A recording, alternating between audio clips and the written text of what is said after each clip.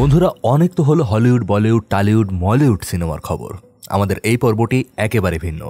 এ যাবৎকালে নির্মিত সেরা 10টি চাইনিজ মুভি সম্পর্কে জানাবো আপনাদেরকে। আপনি হয়তো বিচ্ছিন্নভাবে অনেক চাইনিজ সিনেমা ইতিমধ্যে দেখে ফেলেছেন, কিন্তু আমরা যে 10টি সিনেমা একত্র করেছি, গ্যারান্টি দিয়ে বলতে পারি সবগুলো আপনি দেখেননি। প্রযুক্তি, নির্মাণ, গল্পের অ্যাকশনে চাইনিজ সিনেমা যে কোথায় চলে গিয়েছে তার মহত্ব জানতে ভিডিওটি শেষ পর্যন্ত থাকার অনুরোধ থাকবে। বরাবরের মতো নিরাশ করব না, সেটা আগেই বলে রাখছি।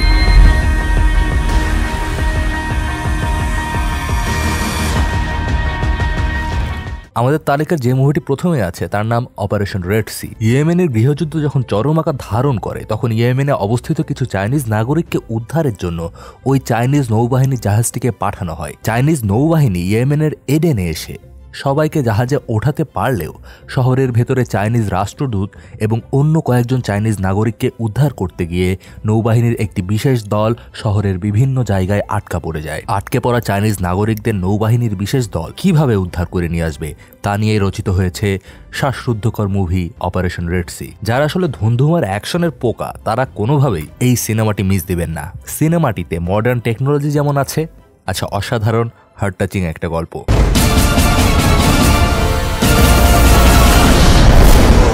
আপনি যত মার্শাল আর্ট সিনেমা দেখেছেন তাদেরকে আমি চ্যালেঞ্জ করে বলতে পারি এই সিনেমাটি কেন সব ধরনের মার্শাল আর্ট সিনেমাকে ছাপিয়ে গিয়েছে। যেমন আধুনিক নির্মাণ, তেমনই রুদ্ধশ্বাস অ্যাকশন সব দৃশ্য।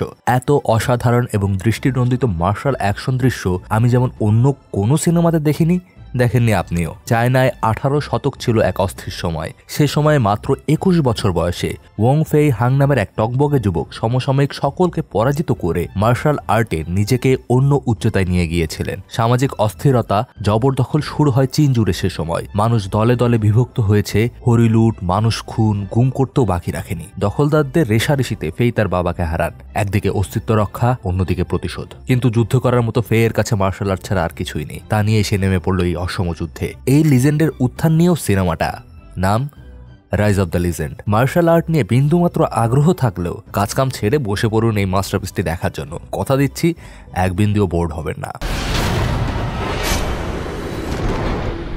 লেং ফেং একজন দক্ষ স্নাইপার।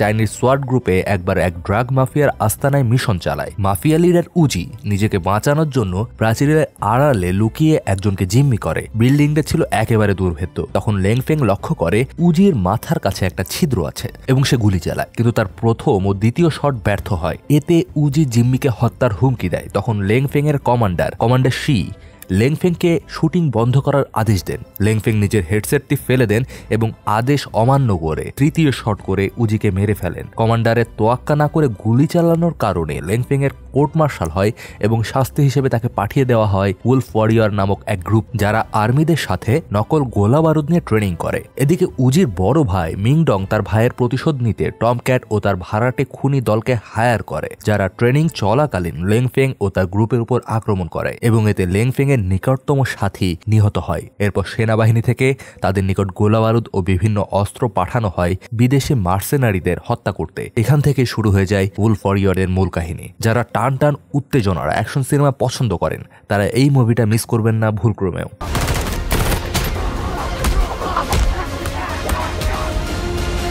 যারা ফিকশনাল অ্যাকশন অ্যাডভেঞ্চার মুভি দেখতে ভালোবাসেন তাদের জন্য আমাদের লিস্টের পরবর্তী মুভি দ্য গ্রেট ওয়াল। চায়নার গ্রেট ওয়াল যুগে যুগে সকল বিপদ আপদ থেকে চীনকে রক্ষা করে আসছে। এর মধ্যে কিছু সত্যি আর কিছু পৌরাণিক কাহিনী। তেমন একটি পৌরাণিক কাহিনী নিয়ে এগিয়েছে মুভির গল্প। ইতিহাস ছিল স্বয়ং মঙ্গোলিয়া থেকে এমন এক সভ্যতা ধ্বংসকারী যুগে যুগে এসেছে যারা সবসময় চীনের ক্ষতি করতে চেয়েছে, ইতিহাস থেকে মুছে দিতে চেয়েছে। রূপক অর্থে এক ধরনের জানোয়ার দিয়ে মঙ্গোলিয়ান ওই দস্যুবাদকে বোঝানো হয়েছে। মাঝে দাঁড় করিয়ে দেওয়া হয়েছে চীনের বিখ্যাত সেই প্রাচীর। দুর্দান্ত অ্যাকশন সিনেমা দি গ্রেট ওয়াল। হলিউড থেকে সময়ের সবচেয়ে নামজাদা তারকা ম্যাট ডেমনকেও এই সিনেমায় কাস্ট করানো হয়েছে। সিনেমার গল্পটা হয়তো মোটামুটি ঠাওর করতে পারছেন আপনি, না পারলেও আমার কথার উপর ভরসা রেখে দেখতে বসে যান অ্যাডভেঞ্চার আর ধুন্ধুমার অ্যাকশনে ভরপুর সিনেমা দ্য গ্রেট ওয়াল।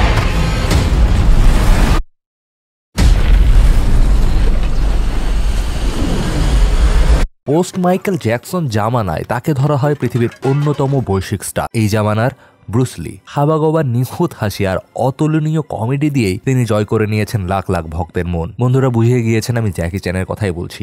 আমাদের তালিকায় পরবর্তী মুভিটিও এই জ্যাকি চ্যানের, নাম দ্য ফরবিডেন কিংডম। তবে বলে রাখি এই সিনেমাতে কিন্তু আর এক বিশ্ববিখ্যাত জেটলিও আছেন। দুজনের কম্বো নিমেষেই চোখের শান্তি দিবে। অ্যাকশনের মারামারি কাটাকাটি তো আছেই, সেই সাথে আছে জ্যাকি চ্যানের কমেডিক চালচলন, হাবভাব আর ইউনিক ধরনের ফাইটিং স্টাইল। মোট কথা, সময় কাটানোর জন্য এমন লাইট হেডেড সিনেমার বিকল্প খুঁজে পেতে আপনার কষ্টই হবে বলে আমার মনে হয়। এমন 90s কিড খুঁজে পাওয়া যাবে না যারা এই মাস্টারপিস না দেখে আছেন এখনো। এবারের লিস্টেও আবারও জ্যাকি চ্যানের মুভির নাম, এবারে আলাদা ধরনের একদম। জ্যাকি চ্যানের চিরাচরিত হাস্যরসাত্মক রূপ না দেখে বরং একটু সিরিয়াস রূপই দেখবেন। সিনেমার নাম পুলিশ স্টোরি। একদম সাসপেন্স নির্ভর থ্রিল আর অ্যাকশন ধর্মী সিনেমা। এত বেশি সাসপেন্স আমার মনে হয় না আর কোনো জ্যাকি চ্যানের সিনেমায় আপনি খুঁজে পাবেন। এই সিনেমার বিষয়ে একটা জিনিস অনেকেই জানেন না, কারণ খবরটা আন্তর্জাতিকভাবে সেইভাবে প্রকাশ করা হয়নি। এই মুভির স্টোরি ডেভেলপ করা হয়েছিল লেজলি চিং এর জন্য। জ্যাকি চ্যানের অরিজিনাল পুলিশ স্টোরি সিরিজ থেকে অনুপ্রাণিত হয়ে এই মুভিটার নাম রাখা হয়েছিল নিউ পুলিশ স্টোরি। এই ফিল্ম অবশ্য অনেক ড্রামাটিক, যেখানে জ্যাকি চ্যানের অরিজিনাল পুলিশ স্টোরি ছিল অ্যাকশন কমেডি জনারার। 2003 সালে লেজলি চিং এর অপ্রত্যাশিত মৃত্যুর পর এই মুভিতে পুলিশ স্টোরি অরিজিনাল সিরিজের অভিনেতা জ্যাকি চ্যানকে নেওয়া হয়। লেজলি স্মরণে তার চাইনিজ নাম চিউইং কক উইং এর সাথে মিল রেখে জ্যাকি চ্যানের চরিত্রের নাম রাখা হয় চ্যান কক উইং। সারা বিশ্বে সর্বাধিক সমাদৃত সিনেমার নামের শুরুতে যে চাইনিজ সিনেমার নাম পাবেন সেটা হলো এই police story.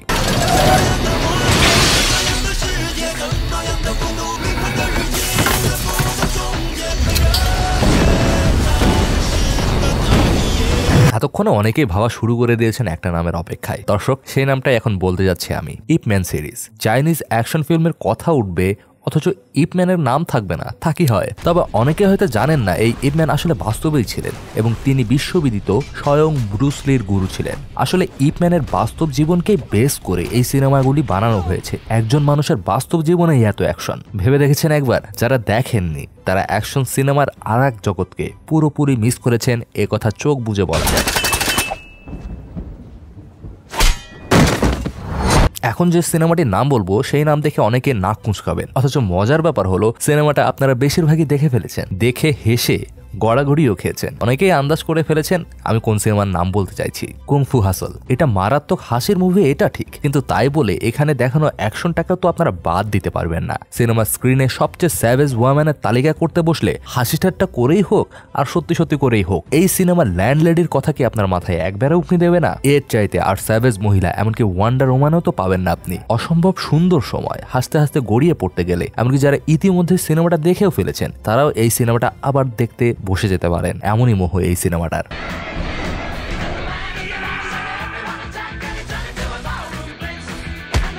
Infernal affairs trilogy পরিচালনা করেছেন অ্যান্ড্রিউ ল এবং অ্যালান ম্যাক। নিঃসন্দেহে এটা হংকং ইতিহাসের সেরা ট্রিলজি, আমার সবচেয়ে প্রিয়ও বটে। এই ধরনের স্ট্রং প্লটের ট্রিলজি হংকংয়ে খুব কমই বের হয়েছে। অভিনয়, মেকিং, প্লট সবকিছুই একদম নিখুঁত। এই সিরিজ অনেকেই দেখেননি, কিন্তু এর রিমেক হলিউডও করেছে, সেই সিনেমা আবার অনেকেই দেখে ফেলেছেন। দ্য ডিপার্টেড মুভি আবার মার্টিন স্করসেজি পরিচালনা করেছেন। অভিনয়ে ছিলেন আবার লিওনার্দো ডিক্যাপ্রিও, ম্যাট ডেমন আর মার্ক ওয়েলবার্গের মতো বাঘা বাঘা অভিনেতা। তাহলে বুঝতেই পারছেন ইন্টারনাল অ্যাফেয়ার আসলে কি জিনিস। স্পয়লার হওয়ার জন্য বেশি কিছু বললাম না, কিন্তু নকল সিনেমা আর না দেখে আসল সিনেমাটা এই বেলাতেই দেখতে বসে যান।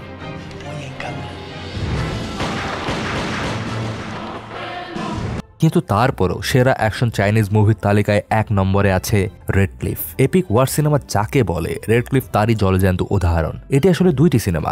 দীর্ঘ 4 ঘন্টা 48 মিনিটের এই সিনেমা দেখার সময় থাকলে আপনি এক বসাতেই শেষ করে ফেলতে পারেন। বোর হওয়ার কোনো সম্ভাবনা নেই, এই গ্যারান্টি দিচ্ছি। একটি যুদ্ধকে সামনে রেখে দীর্ঘ 288 মিনিটের সিনেমা। পুরো সিনেমায় একটি যুদ্ধকে কেন্দ্র করে প্রায় সবকিছুই দেখানো হয়েছে। পূর্ব প্রস্তুতি, শারীরিক প্রস্তুতি, মানসিক প্রস্তুতি, কৌশল অবলম্বন, আবেগ, অনুভূতি, ভালোবাসা, মাতৃভূমির প্রতি ভালোবাসা, বন্ধুত্ব, একটি যুদ্ধকে কেন্দ্র করে যা আছে প্রায় সবকিছুই এই সিনেমায় দেখানো হয়েছে। রণকৌশলগুলো মুভিতে খুব স্বচ্ছভাবে উপস্থাপন করা হয়েছে। বুদ্ধিমত্তার মানসিক খেলাগুলোও ছিল দুর্দান্ত। অ্যাকশন কোরিওগ্রাফি ছিল খুবই ভালো। এক কথায় দুর্দান্ত আর ফাটাফাটি অ্যাকশন দেখতে চাইলে এই মুভিটি আপনি কোনোভাবেই মিস দিতে পারবেন না। সারা বিশ্ব থেকে সেরা 10টি ওয়ার মুভির তালিকা করতে গেলে গুণ এবং মানের বিচারে চাইনিজ এই সিনেমাটি আপনাকে রাখতেই হবে। আরেকটি তথ্য জানলে অবাক হবেন, এই সিনেমাটির পরিচালক জন উকে হলিউডে উড়িয়ে নিয়ে যাওয়া হয় ওই সময়ের বহুল আলোচিত সিনেমা মিশন ইম্পসিবল 2 এর পরিচালনা করার জন্য, এবং এখন পর্যন্ত মিশন ইম্পসিবল সিরিজের সবচেয়ে জনপ্রিয় পার্ট কিন্তু এই দ্বিতীয় পর্বই।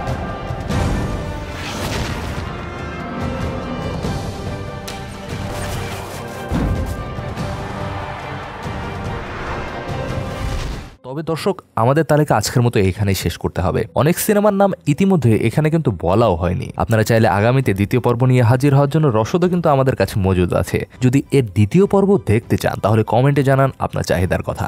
সেই সাথে লাইক শেয়ার করে আপনার বন্ধুদেরকেও জানাতে ভুলবেন না। আর সেই সাথে চ্যানেলে নতুন হয়ে সাবস্ক্রাইব বাটনে ক্লিক করে পাশের বেল আইকনে ছোট্ট করে আরেকটি ক্লিক দিয়ে রাখুন। আমাদের আগামী আয়োজনের অপেক্ষায়। আপনি নিজে ভালো থাকুন, অন্যদেরকেও ভালো রাখুন। ধন্যবাদ।